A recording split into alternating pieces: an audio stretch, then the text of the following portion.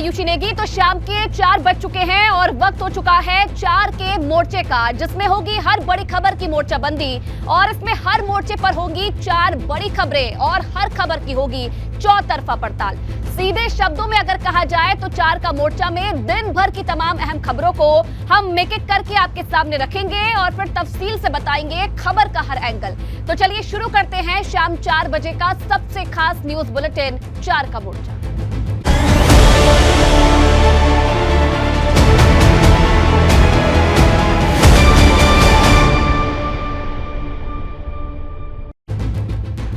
तो चलिए 4 के मोर्चे की शुरुआत करते हैं और सबसे पहले आपको बताते हैं पहले मोर्चे की खबरें। आज पहले मोर्चे में बात होगी सपा के मिशन 80 की, जिसे लेकर अखिलेश यादव ताबड़तोड़ बैठकें कर रहे हैं। आज लखनऊ में बड़ी बैठक है, पूरा अपडेट आपको बताएंगे। वहीं बात बसपा की भी होगी, जो लोकसभा चुनाव को लेकर मैदान में है। और आज बसपा सुप्रीमो मायावती ने प्रेस कॉन्फ्रेंस की, जिसमें उन्होंने भाजपा और कांग्रेस पर हमला बोला। विपक्षी एकता के बीच आज वाराणसी में भाजपा की भी बड़ी ताकत दिखाने की तैयारी है। मौका ओपी राजभर के बेटे की शादी के रिसेप्शन का है। इसी के साथ साथ बताएंगे इरफान सोलंकी के परिवार की बढ़ती मुसीबतों के बारे में। अब इरफान सोलंकी के परिवार के एक और सदस्य पर कानूनी कार्रवाई हुई है। और चलिए शुरुआत बड़ी खबर के साथ। गाजियाबाद से बड़ी खबर आपको बता दें, बद्दो की न्यायिक हिरासत मंजूर हो गई है। कोर्ट ने 14 दिन की न्यायिक हिरासत में बद्दो को भेजा है। मेडिकल के बाद कोर्ट में बद्दो की पेशी हुई थी। आपको बता दें कि गेमिंग धर्मांतरण का मास्टरमाइंड है बद्दो। ऑनलाइन गेमिंग धर्मांतरण के मास्टरमाइंड शहनवाज मकसूद खान उर्फ बद्दो को 14 दिन की न्यायिक हिरासत में जेल भेज दिया गया है। ये बड़ी जानकारी मिल रही है। मेडिकल के बाद कोर्ट में बद्दो की पेशी हुई और 14 दिन की न्यायिक हिरासत में भेज दिया गया है। गेमिंग धर्मांतरण का मास्टरमाइंड है बद्दो, जिसे महाराष्ट्र से गिरफ्तार किया और कल शाम को गाजियाबाद पुलिस उसे गाजियाबाद लेकर पहुंची, जहां उसकी पेशी हुई, मेडिकल हुआ और उसके बाद कोर्ट ने 14 दिन की न्यायिक हिरासत में बद्दो को भेज दिया है। तो शहनवाज उर्फ बद्दो गेमिंग धर्मांतरण का मास्टरमाइंड, तमाम जो सवाल हैं उनके जवाब अब पुलिस खोज रही है और माना जा रहा है कि पूछताछ में कई बड़े जो खुलासे हैं वो हो सकते हैं, क्योंकि इस पूरे गेमिंग धर्मांतरण की जो तार है वो विदेशों से भी जुड़े हुए हैं। किस तरीके से ये पूरे मास्टर प्लान को अंजाम देता था, कौन कौन इसमें और शामिल है, इससे लेकर भी पूछताछ हो सकती है। तो ये 2 तस्वीरें आपके सामने देखिए। न्यायिक हिरासत में बद्दो को भेज दिया गया है और पेशी से पहले शहनवाज उर्फ बद्दो का मेडिकल करवाया गया और 14 दिन की न्यायिक हिरासत में अब बद्दो को भेज दिया गया है, जहां पर पुलिस तमाम सवाल जवाब इससे करेगी।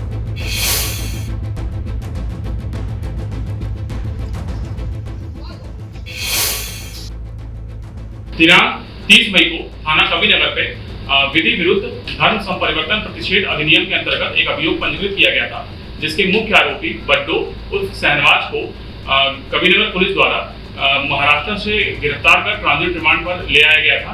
आज पूछताछ के उपरांत उनको सक्षम न्यायालय के समक्ष प्रस्तुत करके 14 दिनों की न्यायिक हिरासत में भेजा गया है।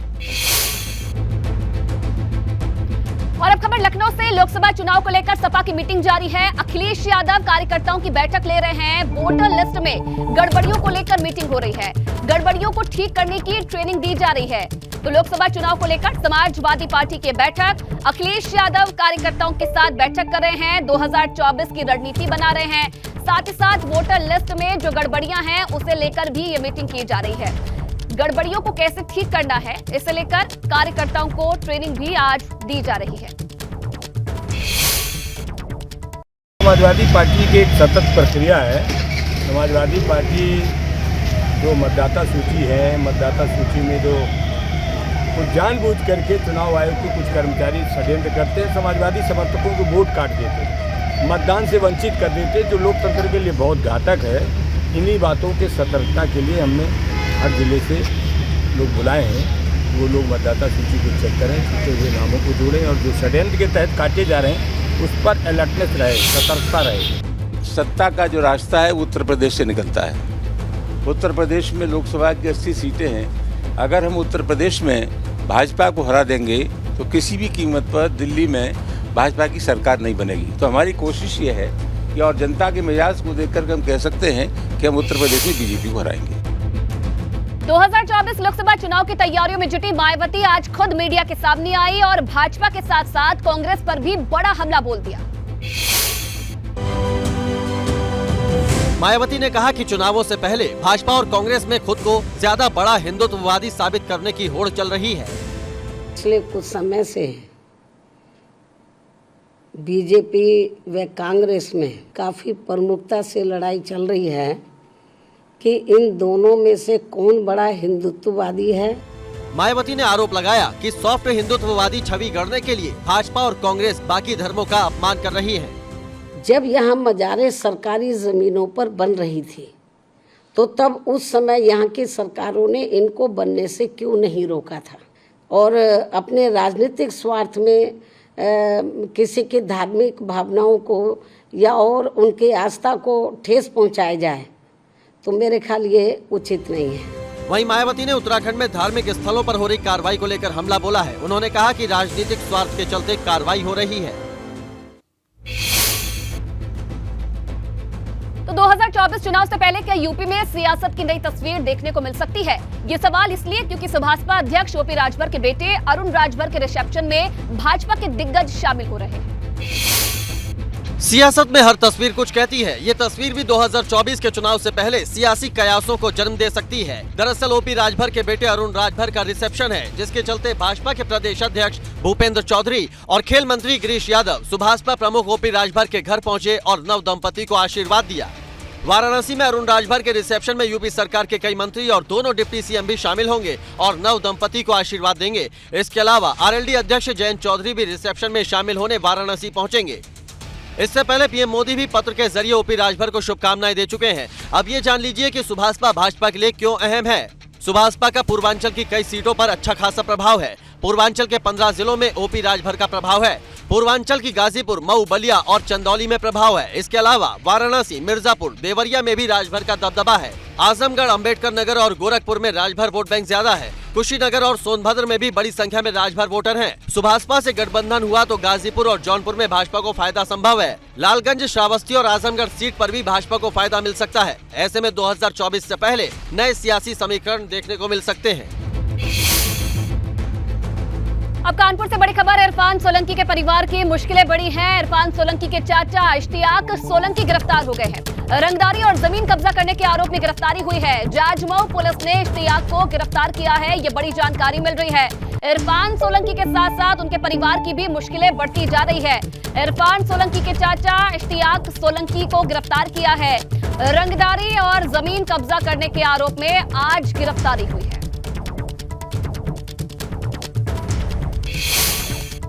ये मुकदमा अलग है। ये मुकदमा 152/2022 है जो जाजमऊ थाने में है। ये ज़मीन पर कब्जा करने का मामला है और साथ में 327 के अलावा 323, 504, 506 और कई अन्य भी धाराएं हैं इसमें। इसकी विवेचना पिछले कुछ महीनों से प्रचलन में थी और सभी संबंधित जो एविडेंसेस हैं, जो गवाह हैं, उनको एग्जामिन करके एविडेंसेस को कलेक्ट करके आज उसके एक आरोपी इश्तियाक सोलंकी को जाजमऊ पुलिस ने गिरफ्तार किया है।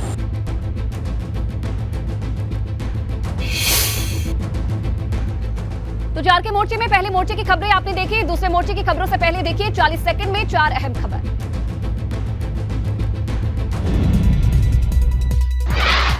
पीएम मोदी ने दिया 70,000 युवाओं को नौकरी का तोहफा। देश के 43 जगहों पर किया गया रोजगार मेले का आयोजन। प्रतिभागियों को पीएम मोदी ने किया वर्चुअली संबोधित। वाराणसी में G20 की बैठक के आखिरी दिन विदेशी प्रतिनिधियों ने सारनाथ का किया दीदार। विदेश मंत्री एस जयशंकर भी रहे मौजूद।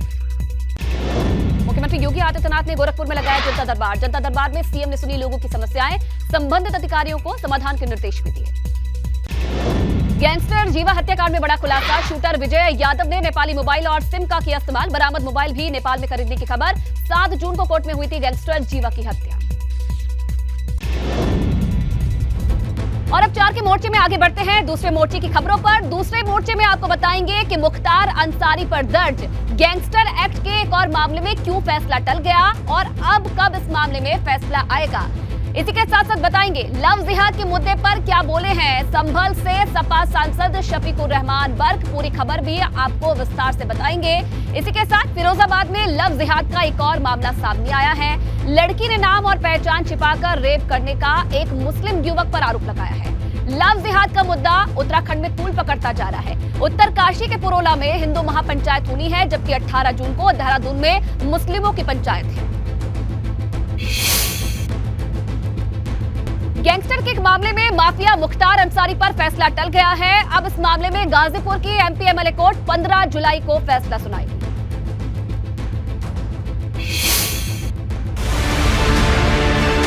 कपिल देव सिंह हत्याकांड से जुड़े गैंगस्टर के मामले और मोहम्मदाबाद के मीर हसन पर जानलेवा हमले की साजिश के मामले में मुख्तार अंसारी के खिलाफ फैसला टल गया है।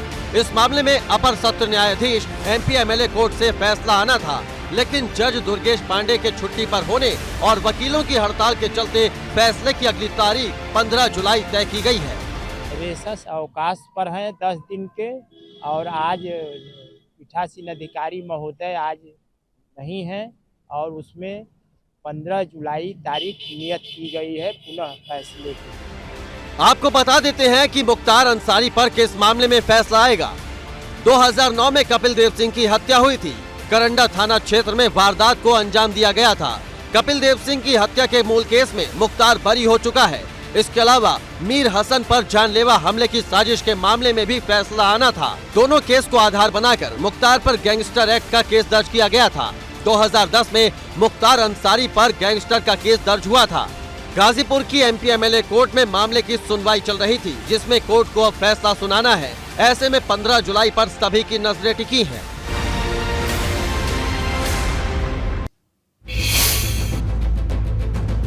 अब खबर मुरादाबाद से। सपा सांसद शफीकुर रहमान बर्क का बयान। उत्तरकाशी में लव जिहाद पर बोले हैं बर्क। भाजपा हिंदू मुस्लिम के बीच नफरत फैलाना चाहती है।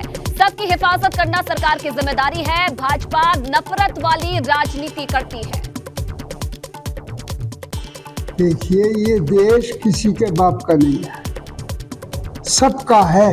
हिंदुस्तान में जो भी लोग रहते हैं, छोटे बड़े गरीब अमीर, पर कोई भी किसी धर्म मजहब का आदमी हो, वो सब यहाँ के मालिक है। ये चूँकि सन 24 सामने खड़ा है, तो उसकी तैयारी के लिए ये हिंदू मुस्लिम हालात और तेजी से बढ़ाना चाहते हैं, हालात बिगाड़ना चाहते हैं। इधर फिरोजाबाद में लव जिहाद का मामला सामने आया है। मुस्लिम युवक पर पहचान छुपाकर हिंदू लड़की से दोस्ती का आरोप लगा है। लव जिहाद का ये मामला शेखोहाबाद से सामने आया है। मैनपुरी के रहने वाले एक मुस्लिम युवक ने एक हिंदू लड़की से दोस्ती बढ़ाई और उसके साथ लिव इन रिलेशनशिप में रहने लगा। आरोपी इशबू खान ने अपना नाम अमित बताया। अपनी पहचान छिपाकर पीड़िता को शादी का झांसा देकर 5 साल तक यौन शोषण करता रहा। तो अब सर मैं उससे उसके साथ नहीं रहना चाह रही। वो कह रहा अगर कि देख लो, अगर धर्म परिवर्तन करोगे तो मैं रखूंगा, नहीं करोगे तो मैं जान से मार दूंगा। जब पीड़िता ने आरोपी पर शादी का दबाव बनाया तो युवक ने सच्चाई उगल दी। युवक ने खुद को मुस्लिम बताया और कहा कि धर्म स्वीकार करने के बाद ही निकाह कर सकता हूँ। फिलहाल पीड़िता की शिकायत पर पुलिस ने मामला दर्ज कर लिया है। उनका ये कहना है कि वो 4-5 साल से साथ रह रहे हैं और वो अपने आप को पहले अमित नाम बताता था, लेकिन संभवतः वो मुस्लिम है और उनके ऊपर धर्म परिवर्तन की बात कह रहा है कि आपका धर्म परिवर्तन कराना है। तो इस तरह के आरोप उस प्रार्थना पत्र में दिए गए हैं। उत्तरकाशी में लव जिहाद के मामले में हिंदू और मुस्लिम दोनों संगठनों ने महापंचायत का ऐलान कर दिया है और ऐसे में पुलिस प्रशासन भी सतर्क हो गया है।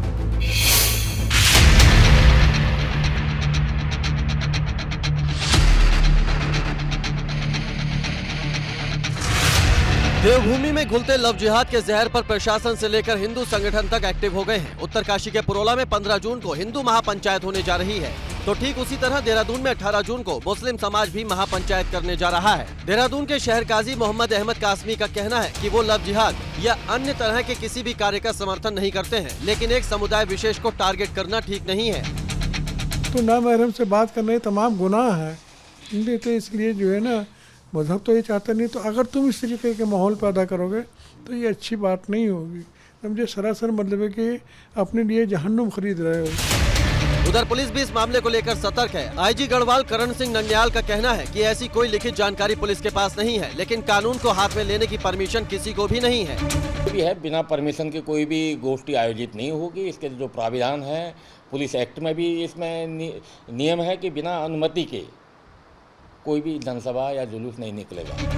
जिस तरह से देवभूमि में लव जिहाद की एंट्री बड़े पैमाने पर हुई है, इसको सामान्य तौर पर तो नहीं देखा जा सकता, लेकिन सूत्रों के मुताबिक 15 जून को होने वाली महापंचायत में माहौल बिगड़ने की आशंका है।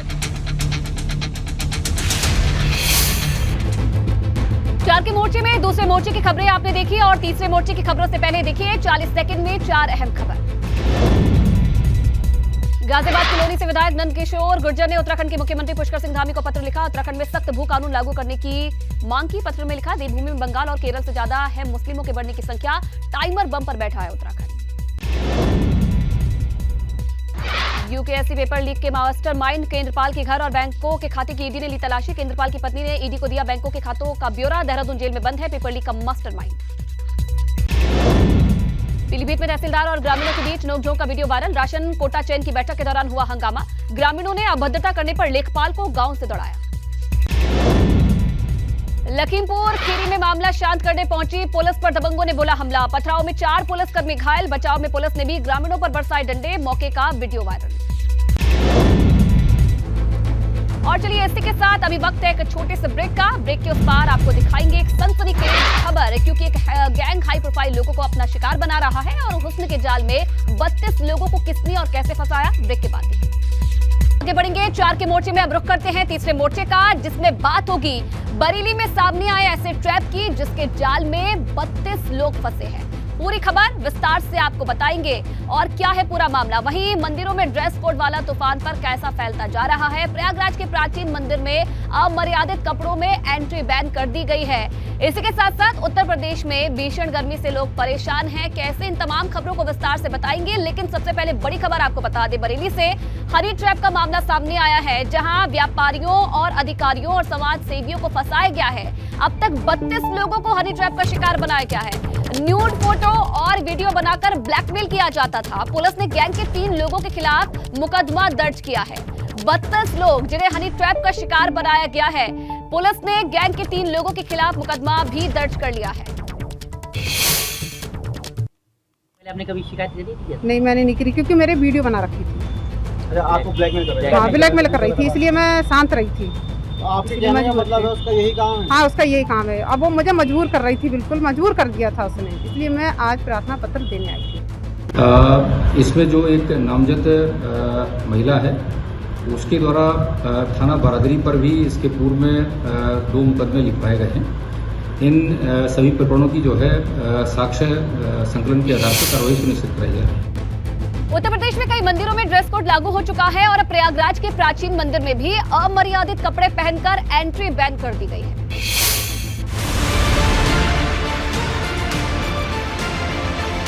ये संगम नगरी प्रयागराज का प्राचीन मंदिर है। मान्यता है कि यहाँ भगवान भोलेनाथ स्वयंभू विराजमान हैं। ये मनकामेश्वर मंदिर की तस्वीरें हैं, जहाँ ड्रेस कोड लागू कर दिया गया है। महिलाओं और युवतियों को छोटे कपड़े पहनकर आने से मना कर दिया गया है।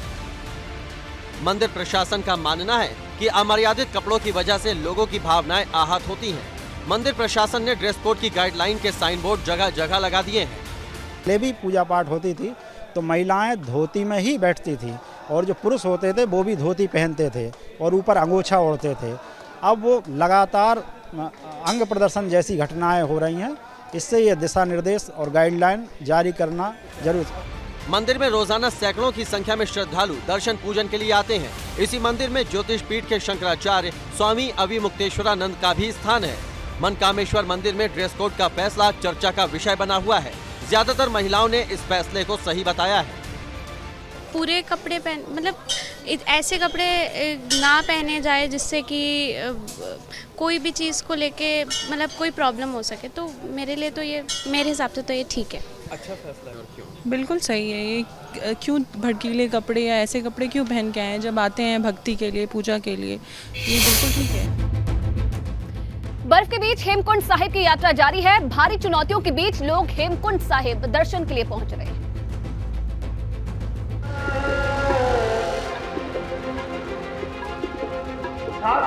चारों तरफ बर्फ ही बर्फ है। जोशीमठ की ऊंची पहाड़ियों पर सफेद चांदी बिखरी हुई है। भारी बर्फ के बीच लोग पहाड़ चढ़ रहे हैं। तस्वीरें सिखों के सबसे ऊंचाई वाले तीर्थ स्थल हेमकुंड साहिब की हैं। प्रकृति का ये अद्भुत नजारा मंत्र मुग्ध करने वाला है। एक तरफ तो देश भीषण गर्मी से जल रहा है, तो वहीं हेमकुंड साहिब में बर्फ की तमाम दुश्वारियों के बीच यात्रा जारी है। श्रद्धालु बर्फ से लदी पहाड़ियों को पार कर हेमकुंड साहिब में मत्था टेकने पहुंच रहे हैं। अभी हेमकुंड साहिब में 5 से 6 फीट तक बर्फ जमी हुई है, लेकिन यात्रियों के उत्साह में कोई कमी नहीं है। हालांकि लोग यहां लगातार हेमकुंड साहिब जाने वाले रास्ते को साफ करने में लगे हुए हैं। हेमकुंड साहिब की यात्रा 20 मई को शुरू हुई थी। 20 मई से अब तक 57,000 से ज्यादा श्रद्धालु हेमकुंड साहिब में मत्था टेक चुके हैं।